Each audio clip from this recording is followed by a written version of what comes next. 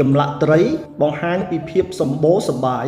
ក្នុងសង្គមខ្មែរសម័យអង្គរតាមរយៈក្បាច់ចម្លាក់នានា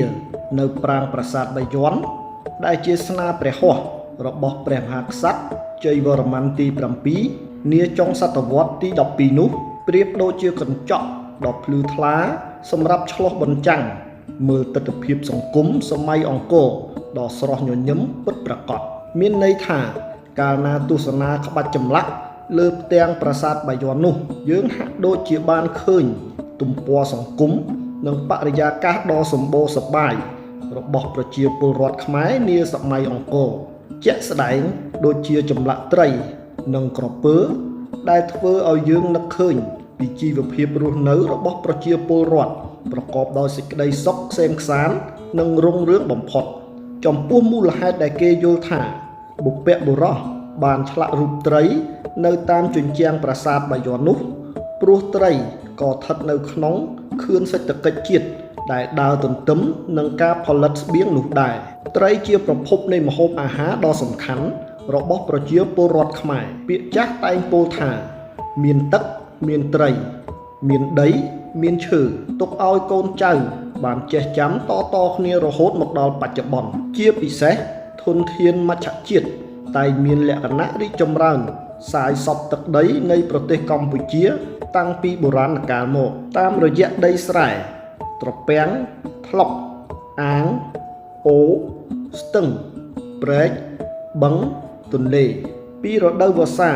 និងបន្តដល់រដូវប្រាំងវត្តមានត្រីតែងបម្រើនៅសេចក្តីត្រូវការរបស់ប្រជាពលរដ្ឋក្នុងបញ្ហាម្ហូបអាហារជានិច្ចធនធានមច្ឆជាតិទាំងនេះជាអំណោយផលធម្មជាតិដោយពុំចាំបាច់មានការចិញ្ចឹមឡើយពាក្យចាស់តែងនិយាយថាត្រីធានាចិញ្ចឹមមនុស្សលោកគឺ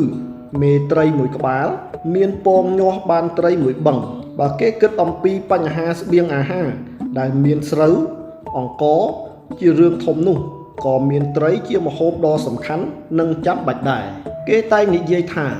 ឲ្យតែមានអង្ករដាំបាយហើយមានតែអំបិលនោះក៏គេអាចច្នៃរកម្ហូបដោយត្រីសាច់បានដែរគឺឲ្យតែមានទឹកត្រូវតែមានត្រីនិងកន្លែងដែលមានព្រៃនោះតែងមានសត្វទាំងអស់នេះជាអាហារដែលដូនតាបុរាណមានការងាយស្រួលក្នុងការរកយកមកផ្គត់ផ្គង់ជីវភាពប្រចាំថ្ងៃដោយគិតថា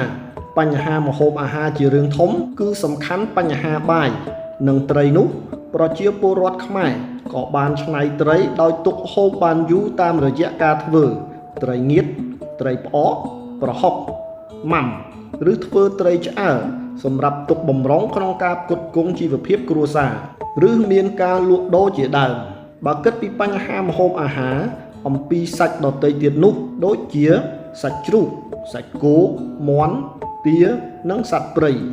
វាជាម្ហូបអាហារម្ដងម្កាលប៉ុណ្ណោះដូចជានៅពិធីបុណ្យទានឬការជួបជុំញាតិមិត្តជាដើមដោយឡែកបញ្ហាត្រីវិញគឺជាម្ហូបអាហារសម្រាប់បរិភោគជាញឹកញាប់បំផុតហើយដែលការបរិភោគមិនចេះធុញទ្រាន់ឡើយយ៉ាងនេះហើយបានជាមានពាក្យចាស់បានបន្សល់ទុកមកថាត្រីសាច់គឺមានន័យថាត្រីនិងសាច់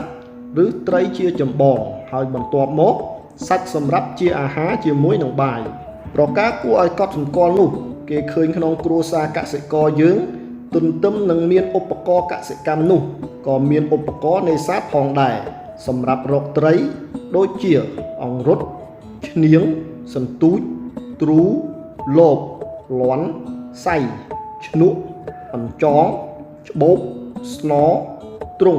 បំពង់ប៉ោតឡាក់យ៉ាងនេះហើយទើបគេឃើញបុព្វបុរសខ្មែរបានបង្ហាញអំពីចម្លាក់ត្រីនៅប្រាសាទបាយ័នដែលតំណាងនូវភាពសម្បូរសប្បាយក្នុងសម័យអង្គរ